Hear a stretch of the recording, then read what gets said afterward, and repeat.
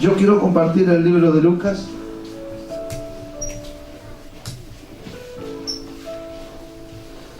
En el capítulo 13, el verso 10.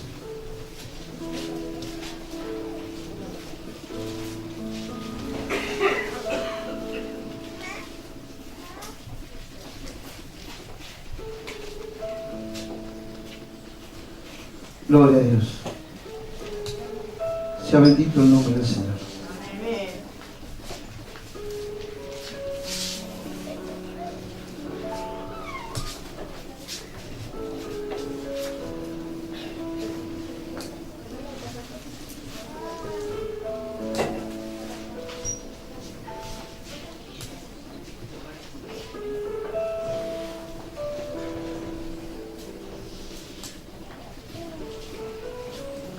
Gloria a Dios. Lucas, capítulo 13, verso 10. Si encontramos, decimos amén. Vamos a leer la poderosa y siempre viva y eficaz palabra de Dios. Dios le bendiga a todos los hermanos que se encuentran esta noche, aquellos que nos visitan por primera vez, aquellos que vienen, que puedan sentirse como en su casa. Amén. Dice así la poderosa y siempre viva y eficaz palabra de Dios. Enseñaba Jesús en una sinagoga en el día de reposo. Y había allí una mujer que desde hacía 18 años que tenía espíritu de enfermedad. ¿Cuántos años? 18. Dice, y andaba encorvada y en ninguna manera se podía enderezar. Cuando Jesús la vio, ¿qué hizo? La llamó y le dijo, mujer, eres libre de tu enfermedad. Y puso las manos sobre ella y ella se enderezó luego y glorificó a Dios. Pero los principales de la sinagoga, enojados de que Jesús hubiese sanado en el día de reposo, dijo a la gente, 6 días hay en que se debe trabajar en esto, pues venid y sed sanado, y no en días de reposo. Entonces el Señor le respondió y dijo, hipócritas, cada uno de vosotros no desata en el día de reposo su buey o su asno del pesebre y lo lleva a beber. Y a esta hija de Abraham, que Satanás había atado 18 años, ¿no se le debía desatar de esta ligadura en el día de reposo? Y al decir estas cosas, se avergonzaron todos sus adversarios, pero todo el pueblo se regocijaba por todas las cosas gloriosas hechas por él, por Jesús. Sea bendito el nombre del Señor. Tome su asiento. Gloria a Dios. La Biblia relata de la historia y toma como ejemplo a una mujer. Una mujer no común, una mujer no, tal vez que el lugar la iba a sacar del anonimato, sino que una mujer visible también, como el ciego Bartimeo que ayer estaba hablando. Era una mujer visible. A veces Jesús llama todo lo que es visible, lo que no pasa de incógnito, lo que parece que no se puede ocultar. Porque de repente si no dirían, ¿de dónde salió ese ciego? ¿Sabes que nunca lo vi? ¿De dónde salió esa mujer? ¿Sabes que nunca la vi? Pero la Biblia relata y dice que esa mujer no iba a pasar indiferente de ese problema. ¿Saben por qué? Porque no hacía 2, 3 días, ni una semana, ni un mes que estaba en esas condiciones y en ese lugar. La Biblia relata y dice y describe la historia de esa mujer que padeció 18 años de esa enfermedad. Y escuche bien, dice, y por ninguna manera, escuche bien y ponga atención a esta palabra, y dice, y de ninguna manera podía ser enderezada. Hermano, cuando se habla en ese tono y se relata esa palabra, dice, y de ninguna manera se podía haber enderezado, mire que tratamos. Yo creo que se usó todos los medios habido y por haber. Es como cuando tú quieres arreglar algo y pruebas y pruebas. Y tal vez haces cualquier cosa para ver si puedes solucionar ese problema. Imagínate, tomaron a esa mujer y la llevaron al suplicio, a las pruebas más tormentosas de la época, porque no había tal vez el remedio, no había calmantes, no había médicos preparados que habían estudiado el cuerpo humano. La misma columna vertebral se la había deformado de tal manera que su posición era encorvada, una joroba. Lo único que ella miraba todos los días eran sus pies. Lo único que miraba ella todos los días era el terreno que pisaba. Esa mujer había pasado las mil y unas, así como muchas veces, ¿sabe qué? Si le contara mi experiencia de vida, si le contara mi manera de haber sufrido, digo, no podría llegar ni siquiera usted a entender, dirías tú. He pasado por todos los flagelos de la vida, momentos difíciles, momentos de lucha, de prueba, y de repente tendríamos que estar días y días para que la hermana pudiera contar parte de su vida. Esta mujer también tiene una historia que contar, un sufrimiento que relatar, las penurias que había sufrido su cuerpo, porque dice que de ninguna manera se podía enderezar. Imagínate, hermano, hasta habrán probado subirse encima, enderezarte, saltarle. Es como cuando a ti te duele algo, de repente, está en esto que de repente el otro día Julio y Jonathan ahí, te duele la espalda y te hacen tirar al piso. ¿Qué vas a hacer? ¿Qué vas a hacer? No, yo sé, y se te suben arriba y te, no sé cómo ponen las manos, se te mandan arriba y te los querés sacar de encima y no podés, hermano. ¡Ay! Te empiezan a sonar todas las cosas y de repente por ahí llegan a tocar un área.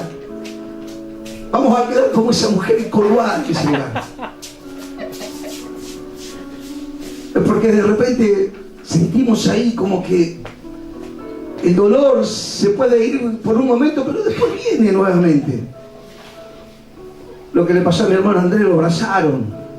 De tanto cariño que le abrazaron, tal vez le fisuraron una costilla. Hoy el siervo está tendido y gimiendo de dolor, una molestia.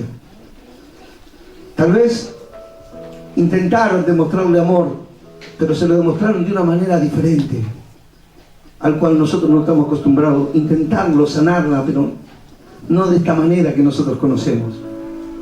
Ni con inyecciones, ni con kinesiología, ni con tratamiento de columna, ni con calor, ni con nada.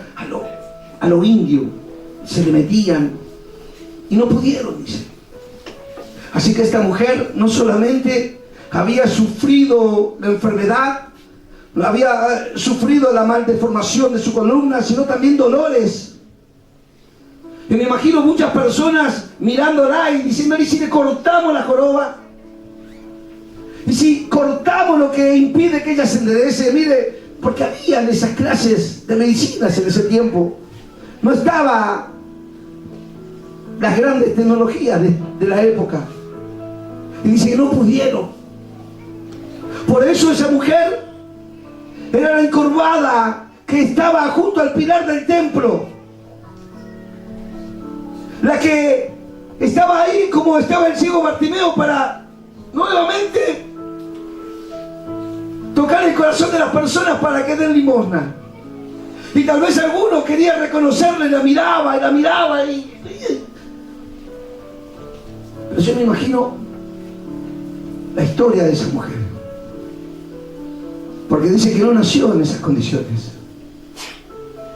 No dice que ella nació y fue jorobada de chiquita, que iba a la escuela y que todos la molestaban, que todos le hacían bullying, todo. No. Me imagino que esa mujer fue una mujer así como tú también, que tuvo deseos, que tuvo anhelos, que tal vez un día fueron y le pidieron la mano al padre. El padre aceptó, se casó, formó una familia, tuvo hijos, porque pensamos que de repente las cosas le tienen que pasar a otra persona y a nosotros nunca nos va a tener que pasar. Tenemos que tener cuidado con eso. Porque no pensábamos que un día estaríamos en esas condiciones. Porque a mí me pasó. Nos pasó con mi esposa. Pensábamos que nunca íbamos a estar en esas condiciones y fuimos al lugar que el otro día mi hermana me dice, sí, arriba están todos los peladitos, dice. Claro, ahí estaban todos los que tenían problemas, están todos, claro. El lugarcito donde estaban todos los peladitos. Yo ni siquiera me imaginaba estar ahí. Pero cuando quise despertar, parecía una pesadilla, me encontré en ese lugar. Así también un día esa mujer tal vez tuvo familia, su mejor matrimonio, edificó a fuerza de pulmón su mejor casa, compró el mejor terreno, la mejor ubicación, empezó a proyectar la vida de sus hijos, así como tú proyectas la vida de tus hijos también. Pero un día algo le sucedió. Un día algo le pasó en su espalda y ella sentía ese dolor. Y tal vez por no malgastar el dinero, tal vez el dinero no alcanzaba y era más, íbamos a pintar la pieza de la nena o del nene. ¿Qué vamos a estar gastando si total esto se me va a pasar? Tal vez una incomodidad de lo que yo haya dormido anoche, o tal vez una mala fuerza.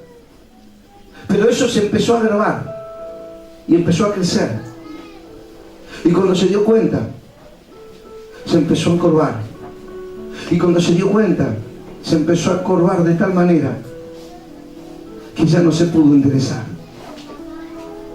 Tal vez recorrió tantos lugares y dice, y por ninguna manera pudo ser liberada de esa circunstancia y ser sanada, sino que la misma circunstancia la llevó a la depresión. La depresión fue un arma letal para ella.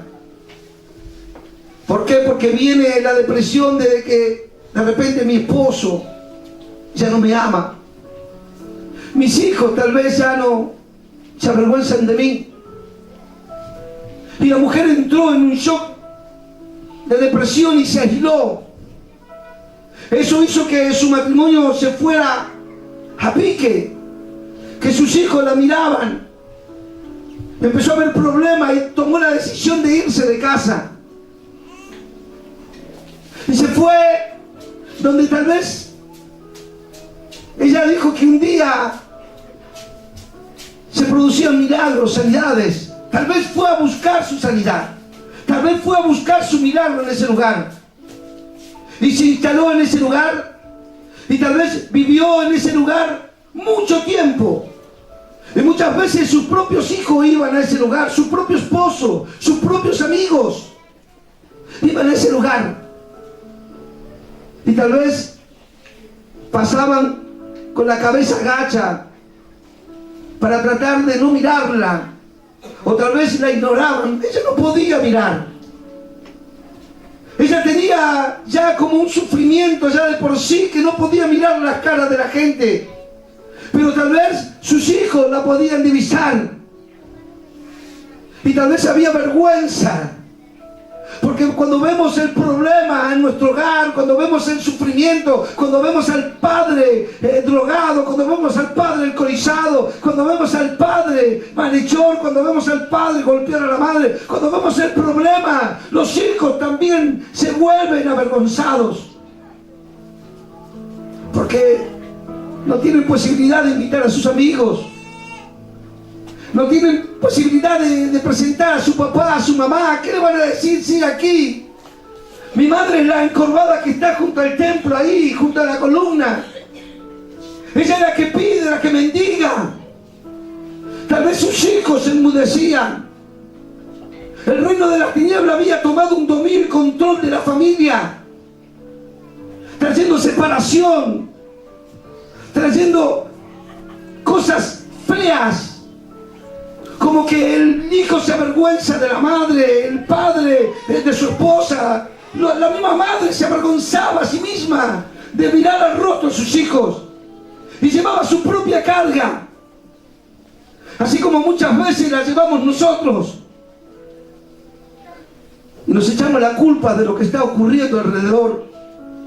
Y sabemos que no es tu culpa, no es mi culpa, sino que tenemos un adversario que se ha levantado en guerra, que se llama Satanás el diablo. Que el Señor lo reprenda en esta noche. Que lo reprenda y lo eche a lugares secos de donde pertenece, donde no pueda producir daño alguno. Y que pueda soltar esas familias, esos hogares que están padeciendo momentos difíciles. Pero el adversario no se iba a dar cuenta, ni siquiera se iba a imaginar, ni en su peor pesadilla, lo que iba a suceder en ese lugar. ¿Quién iba a entrar a ese lugar? Tal vez entraban personas religiosas, pero el religioso no conoce a Dios. El religioso no tiene la gracia de papá. El religioso lo único que tiene, ¿saben qué? Y quiero compartir con ustedes. Voy a leer en Proverbios capítulo 6, verso 15. Dice: por tanto su calamidad vendrá de repente, súbitamente será quebrantado y no habrá remedio. 6 cosas aborrece Jehová, y aún 7 abomina su alma: los ojos altivos. Esos ojos altivos que muchas veces nosotros miramos de reojo. ¿Y saben cuántos ojos altivos pasaban todos los días por ese lugar y la relojeaban de arriba abajo? Y tal vez tomaban su propia decisión. Ojos altivos es el que cristiano no tiene que tener. Los ojos altivos es lo que nosotros tenemos que aborrecer también. Si una mirada, porque una mirada, hermano, daña. Una mirada mal expresada, es como de repente lo relojeas así, lo mirás y como que lo estás degradando. Y hay personas que saben echar ese relojazo. Hay personas que saben lastimar aún con la mirada. Por eso el Señor dice: lo primero que a Dios no le agrada son los ojos altivos. Las miradas feas, despreciadas. Es como que estamos despreciando a la persona y lo miramos así. Los ojos altivos y la lengua mentirosa. Oh. Hay 2 cosas que Dios dice que aborrecen, y estamos hablando de los ojos altivos, y ahora viene la lengua mentirosa. Esa lengua que no está para bendecir, sino está para maldecir. Está para hablar no verdad, sino mentira. Esa lengua que está no para sanar, sino para matar, para dañar, para destruir. Los grandes incendios se provocan con una lengua mentirosa, una lengua difamadora. Y cuando pasaban por ahí y hablaban y decían, cuando la miraban, la observaban, y empezaban a sacar su propia opinión. ¿Y de dónde salía? De su lengua. Estiraban la lengua. No solamente la degradaban con los ojos, sino con la lengua la despedazaban. Las manos derramadoras de sangre inocente. Hermano, cuando hablamos manos derramadoras de sangre inocente, estamos hablando de una ley que se está a punto de concretar. Una ley donde vamos a estar en el tiempo de aquellos tiempos como estuvo Moisés, cuando el faraón se dio cuenta de que lo que iba a ocurrir, mandó y ordenar, dice, agarrar a los chicos, decapitarlos y tirarlos, aún algunos vivos, a sus dioses, los cocodrilos del Nilo. Después, en la segunda matanza de niños, en el cual nosotros muchas veces tomamos esa fecha como el Día de los Inocentes y empezamos a pedir dinero, empezamos a pedir cosas, empezamos a hacer cosas que de repente, no sé de dónde sacamos esas cosas, pero que vinieron a nuestras vidas y la tomamos y dice que la inocencia te valga. Si pudiéramos ir al transformo de lo que había sucedido en ese tiempo. eran que millares de mujeres perdían sus hijos por un edicto de un hombre llamado Herodes, que se había enterado que venía el Mesías y buscaba a Jesús. El diablo se levanta y la Biblia dice que lo único que hace es matar, robar y destruir.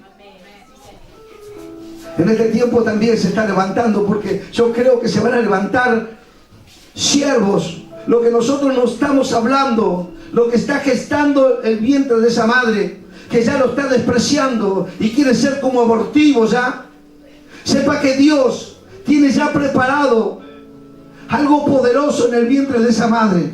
Por eso Satanás, el diablo, está apresurado para hacer eso, para traer homicidio. Por eso dice que Dios aborrece las manos de sangre inocente, el corazón que maquina pensamientos inicuos, el corazón que maquina pensamientos inicuos. Esas cosas aborrece el Señor. ¿Cuántos de los que estaban ahí tal vez miraban y decían: qué hermoso es el lugar? La verdad, increíble. Tal vez los judíos, los doctores de la ley, los maestros, los rabinos, las personas que estaban ahí en ese tiempo, se jactaban de lo que era. Pero cuando miraban a esa mujer, no embellecía el lugar, sino que lo afeaban. Y de repente, entre ellos mismos decían: no, sáquenla. Hace 18 años que está esperando algo, pero nunca va a suceder. Nunca va a suceder. Dice: los pies presurosos para correr al mal. Tal vez los pies que llevaban esas personas cuando pasaban por ahí ni siquiera se querían tomar una postal, porque esa mujer afeaba el lugar. Tal vez pasaban cuando ustedes ven a alguien que no le da ni siquiera importancia, o tal vez no quiere saludar, usted se apresura. Cuando usted está apresurando sus pies, está apresurando el mal, porque está despreciando a una persona, una creación de Dios. Porque yo siempre dije una cosa, hermano. ¿Sabe el método judío de prosperidad? El método chino de prosperidad. ¿Sabe cómo evoluciona eso? Es que cuando una persona dice, viene a un país, dice, se comunica, dice, con todos los que están ahí en ese lugar, y saben que son de la misma procedencia, del mismo país, que tienen la misma bandera y que hablan el mismo idioma y que han pasado el mismo sufrimiento.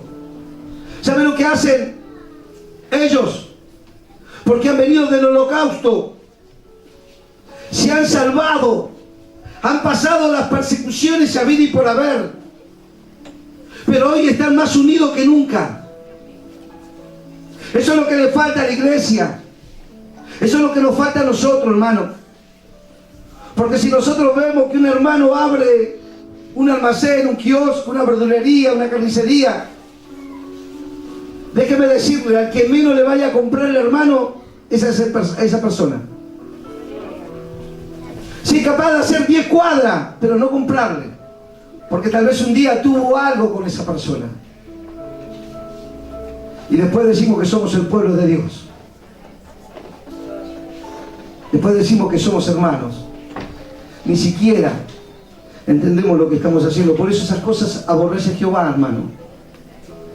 Y yo creo que vamos por la cuarta o quinta. El testigo falso, que habla mentira. El testigo que se levanta y empieza a dar opiniones y a hablar mentiras.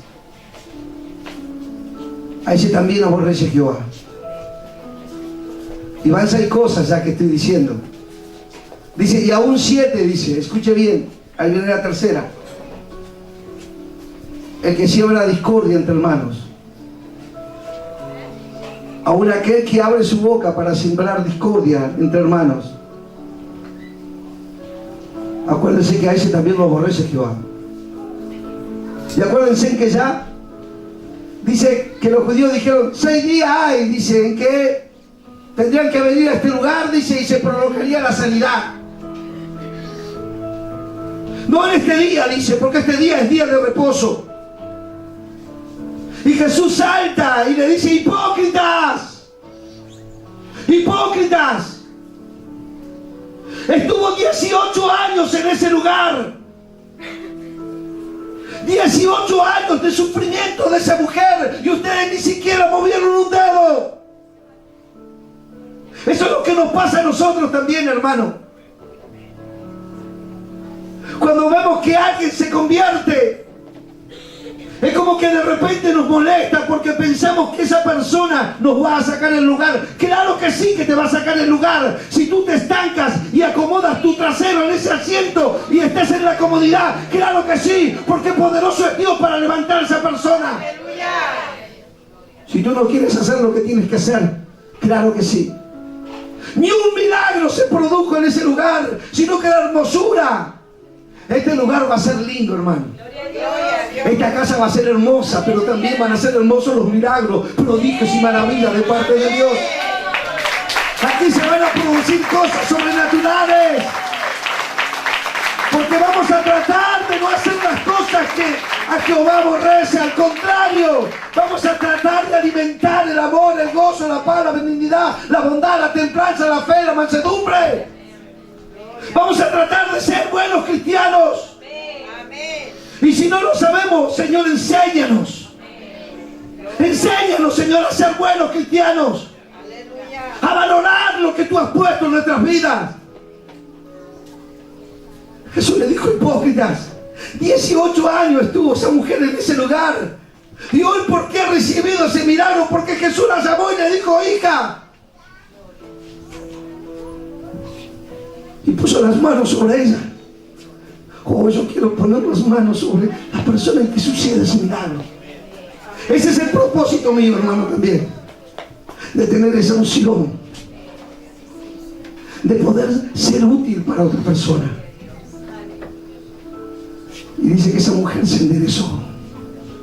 Solamente porque el Hijo de Dios le puso la mano. Claro, la autoridad de enfermedad se tuvo que retirar. La atadura satánica se tuvo que retirar. El demonio que estaba impregnado en su columna vertebral, un demonio que estaba atada ahí, la llevaba a encorvarse. Es como que ella llevaba una carga, claro, estaba llevando carga de opresión, cargas de miseria, cargas de desesperación, cargas de sufrimiento, cargas de depresión sobre su vida estaba llevando. Pero cuando Jesús puso las manos, la misma santidad del Rey cayó sobre esa mujer, y dice que los demonios tuvieron que soltar su cuerpo, y dice que esa columna se enderezó como nueva. Y dice que ella se enderezó, y lo primero que empezó a hacer es a glorificar a Dios. Lo primero que tenemos que hacer en este lugar es glorificar a Dios. No tenemos que mirar al hombre, no tenemos que mirar al costado, adelante, hacia atrás, sino tenemos que mirar al único, al soberano, al Rey de Reyes, al Señor de Señores. Su nombre es Jesús de Nazaret. A Él sea la gloria por los siglos de los siglos. Eso es lo que tenía que suceder. Hipócritas. 18 años estuvo ahí, ni siquiera le dieron un vaso de agua. Al contrario, todos ustedes se aborrecieron de ella. Querían sacarla de este lugar, pero lo único que tenían era lástima. Pero qué feo es que te amen por lástima. Qué feo que es que te quieran por lástima. Si hay alguna persona aquí que está aquí por lástima mía, no me tenga lástima. Yo no le tengo lástima a ustedes. Yo los amo. Aleluya, yo los amo. Aún con cada debilidad, aún con cada flaqueza, aún con cada defecto que usted tiene, yo lo amo. Y si yo los quiero con cada defecto, ustedes amen a mí, porque yo también tengo defectos. Yo no soy perfecto. El día que sea perfecto, tal vez ya no esté en este lugar. Hoy me pasó algo raro, estaba haciendo ahí. Nos levantamos con Jackie y le digo, qué lindo comer un falso asado. Antes comíamos el asado, ahora inventamos comer un asado. Así que le dije, bueno, vamos a ir al supermercado y compremos algunas cositas. Y miramos algunas costillitas. No, ¿cuánto? 120, no, las chuletitas esas, 80. Dame 2 kilos. Y dame una tirita de esto, aquello. Estaba contento, me he levantado bien. De repente empiezo a prender el fuego, a hacer las cositas, tal, y de repente me viene como si fuese algo pesado sobre mí.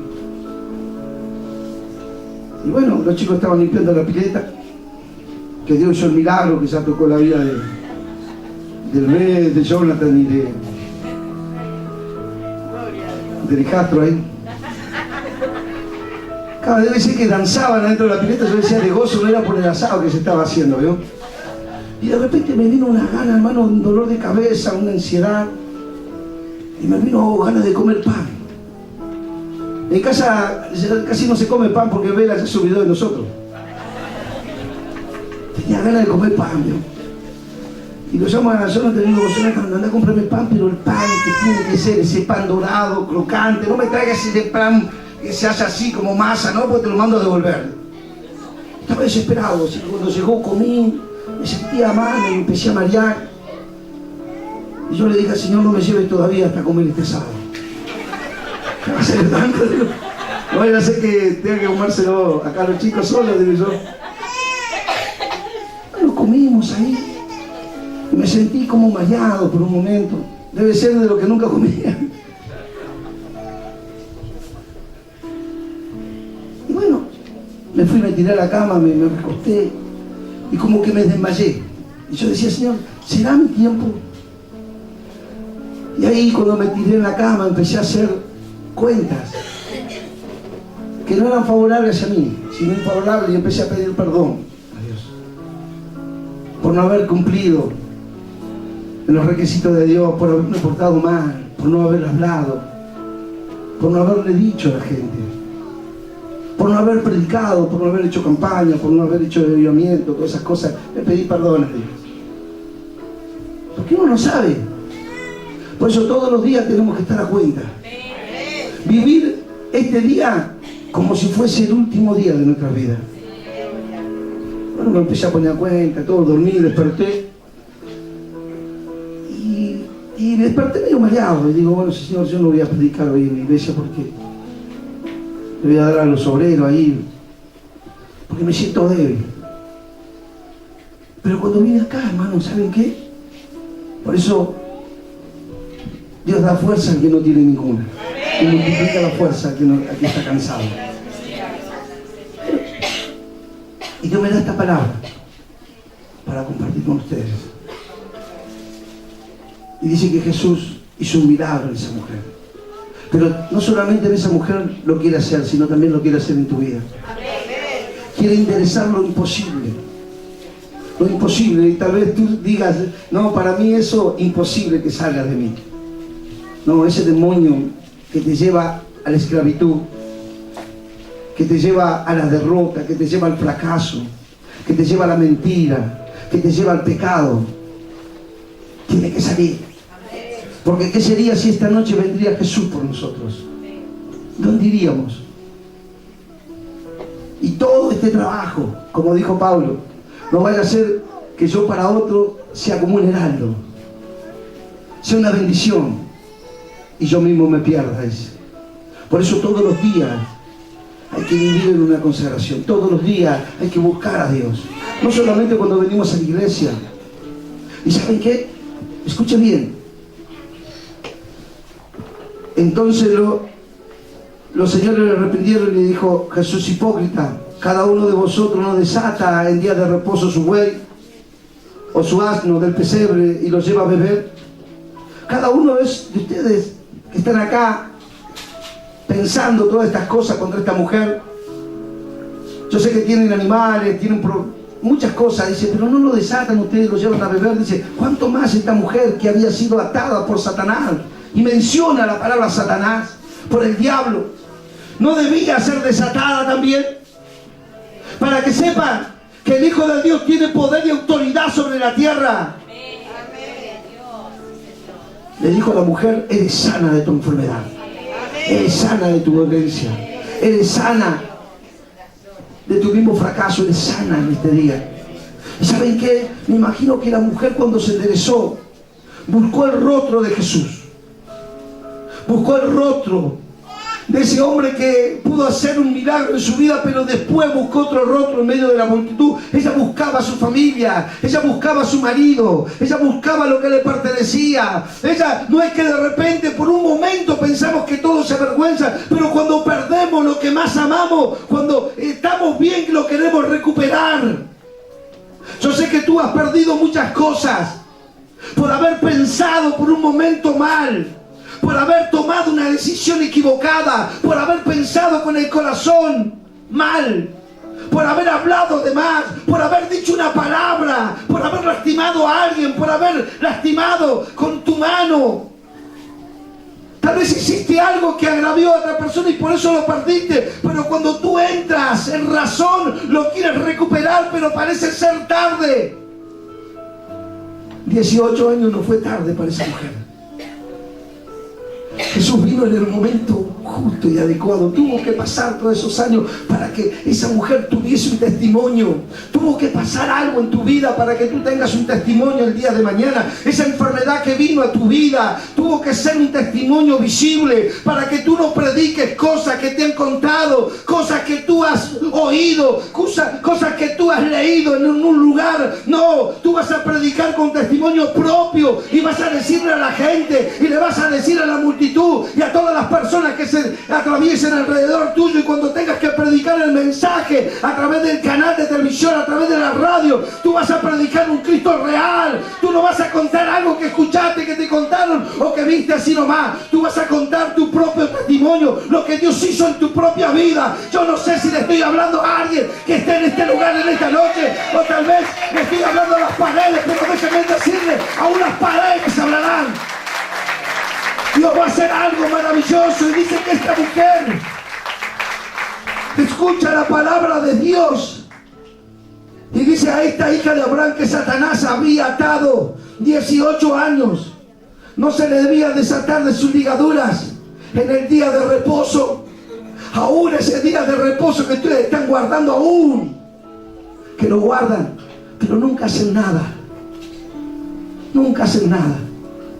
Y dice, y al decir estas cosas se avergonzaron todos sus adversarios. Tus adversarios serán avergonzados. Agacharán la cabeza y estarán peor que esa mujer que estaba ahí. Pero escucha bien, dice, pero todo el pueblo se regocijaba por todas las cosas gloriosas hechas por Jesús. El pueblo, el que necesita, el que no viene aquí a jugar a ser cristiano, el que no viene aquí porque de repente le duele el dedito meñique, sino que está perdiendo a su familia. El que viene aquí por necesidad, el que viene aquí por ser transformado, el que viene aquí no porque se siente bien, porque las butacas son buenas y me siento cómodo y yo en mi casa no tengo esta comodidad. No, no vengas por eso, ven porque tú necesitas a Jesús. No vengas porque de repente estás bien o sales por la televisión, hermano, no vengas por eso. Ven porque Jesús está en este lugar y quiere hacer un milagro en tu vida. Él te quiere enderezar, Él te quiere corregir, Él te quiere guiar, Él te quiere llevar por un camino de vida. Él quiere ser tu redentor, Él quiere ser tu salvador, Él quiere ser tu amado, Él quiere ser el caballero de la cruz, Él quiere ser el redentor tuyo en esta noche. Él quiere ser tu salvador. Amén. Si tú vienes porque de repente quieres venir, porque no tienes otra cosa que hacer el día domingo a la tarde, hay un montón de cosas que se pueden hacer, pero la mejor de todas, esta hemos elegido. Hemos venido a adorar a Dios. Porque tal vez la historia de esa mujer fue tu historia. Por eso hoy te veo en este lugar. Por eso hoy tal vez hay alguien que me está escuchando. Y tal vez se está mordiendo los labios. O tal vez se está secando las lágrimas. O tal vez tiene un dolor en su corazón por la pérdida. También te estoy hablando a ti, mujer. Amada, amada mía, paloma mía, dice el Señor. Tú también eres parte de este avivamiento. Tú también, varón. Fíjense, hermano, cómo el diablo ataca al ser humano y lo ataca a la mente. Y lo primero que le dice es que no sirve para nada. Lo segundo que le dice ¿para qué vas a hacer sufrir a tus seres queridos? Lo tercero, matate. Si a vos nadie te quiere. Y de repente es tan buen predicador, tan buen predicador. Por eso vemos tantos jóvenes que se cuelgan, se ahorcan, tantos jóvenes que se quitan la vida, tantos jóvenes que juegan a la ruleta rusa, tantas jóvenes que de repente se prostituyen, se drogan, una sobredosis, se alcoholizan y todas esas cosas, tantas personas que juegan con lo oculto, tantas personas que se vuelven locas. ¿Cuántas personas, hermano? Todos los días usted va a decir, es imposible que todos los días mueran tantas personas, es imposible, todos los días mueren más de lo que ustedes se imaginan. Y no estamos hablando de ir a otro país, vamos a centralizarlo en Argentina, vamos a centralizarlo en Buenos Aires, en la ciudad de Buenos Aires. Todos los días sucede algo que de repente impacta a muchas familias. ¿Y sabe lo que hace la iglesia de Jesucristo? Calla. ¿Y cómo ellos conocerán la verdad? ¿Cómo ellos creerán si no hay nadie que te cuente que Jesucristo es real? Porque muchas veces nos quedamos, muchas veces nos estancamos, muchas veces jugamos a ser cristianos. Hermano, muchas veces ni siquiera a los hermanos que no vienen a la iglesia, ni siquiera pasan por el lado de nosotros, ni siquiera les damos hola, ¿cómo andás? ¿Qué sé? El hermano le puso un kiosquito, mire, estamos acá, el kiosquito de ahí, vamos a 10 cuadras. Así nunca los vamos a ganar. Así nunca vamos a impactar esta ciudad. Al contrario, si queremos ganar a aquellos perdidos, tenemos que estar ahí con ellos, pero con toda la unción de Dios sobre nuestras vidas.